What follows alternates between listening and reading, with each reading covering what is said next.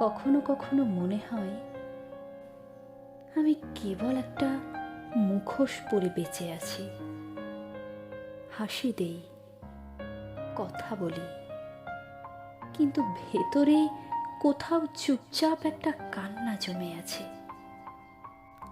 সবাই ভাবে আমি ভালো আছি, কিন্তু কেউ দেখে না আমার চোখের ক্লান্তি।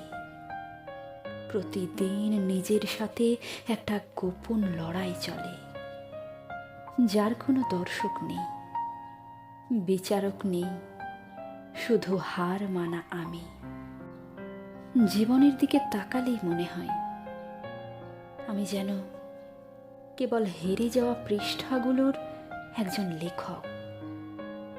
সব কিছু রেখে একা কোথাও হারিয়ে যেতে ইচ্ছে করে, যেখানে কোনো প্রশ্ন নেই, নেই কোনো জবাবের দায়।